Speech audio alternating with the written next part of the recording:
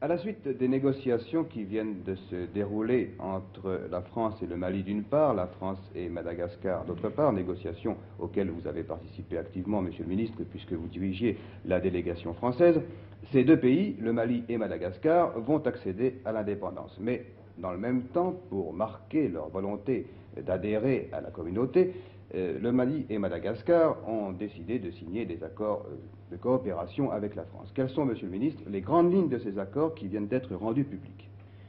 Le Parlement sera saisi au début de sa prochaine session des accords dont la négociation a commencé au mois de janvier dernier. Il sera saisi en premier lieu des accords de transfert des compétences de la communauté au Mali et à Madagascar, dont la mise en vigueur réalisera l'indépendance de ces deux États. Après quoi seront signés et soumis aux parlements respectifs les accords de coopération qui déterminent les nouvelles relations des États devenus indépendants avec la République française au sein de la communauté dite rénovée. Alors, quels sont, pouvez-vous nous citer des exemples pratiques de ces accords?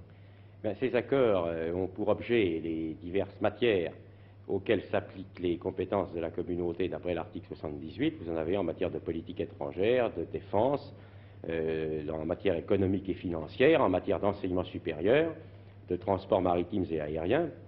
Par exemple, en matière de défense, la conséquence de l'indépendance est que le Mali et Madagascar ont désormais une armée propre. La France les aidera à constituer leur armée. Le Mali et Madagascar participent à la défense de la communauté et accordent à la République française la libre disposition de bases et d'installations pour lui permettre de faire face à ses missions. En matière diplomatique, est-ce que le Mali et Madagascar auront leurs représentants propres à l'ONU? Oh, certainement. Maintenant, il est possible que dans l'immédiat, le Mali et Madagascar ne souhaitent pas envoyer des missions diplomatiques auprès de tous les États étrangers. Dans ce cas-là, à leur demande, nous assurerons leur représentation. Donc le Mali et Madagascar restent dans la communauté tout en étant indépendants. Les structures de cette communauté rénovée, donc, vont obligatoirement évoluer. Pensez-vous, Monsieur le Ministre, que l'on puisse établir un parallèle entre la communauté rénovée et le Commonwealth britannique, par exemple? Il y a certainement une parenté très grande, puisque l'une et l'autre sont des unions d'États indépendants, des unions de droit international, et d'ailleurs, le parallèle a déjà été fait par le président Senghor, qui a parlé de Commonwealth à la française. Ne faudra-t-il pas, Monsieur le Ministre, réviser le titre 12 de la Constitution, puisqu'aussi bien les liens institutionnels qui unissaient les différents États de la communauté sont remplacés dorénavant par des liens contractuels? Et sans trahir le secret des délibérations gouvernementales, pouvez-vous nous donner votre avis à ce propos? Je crois que quelques précisions sont à apporter au titre 12 pour marquer qu'il est deux voies permettant à un État de la communauté de devenir indépendant. La voie brutale de la sécession, la sortie de la communauté et l'indépendance par le référendum, et d'autre part la voie de l'amitié et de la coopération, qui est celle de la Convention.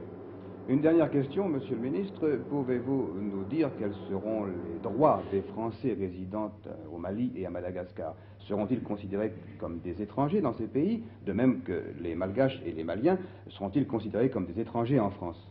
C'est la conséquence de l'indépendance que désormais la nationalité malienne et la nationalité malgache sont parfaitement distinctes de la nationalité française et produiront leurs effets propres dans l'ordre international comme dans l'ordre interne. Mais des conventions ont été passées qui accordent aux Français, aux Maliens et à Madagascar, aux Maliens et aux Malgaches en France, un traitement très privilégié par rapport à celui des étrangers. Donc, Monsieur le Ministre, je crois que l'on peut dire que bien loin de se désagréger, la communauté continue, elle évolue, mais elle continue. La communauté se transforme, elle se transforme, je le crois, bien, et cette transformation a pu s'opérer dans des conditions parfaitement satisfaisantes grâce à la présence à la tête de l'État du général de Gaulle.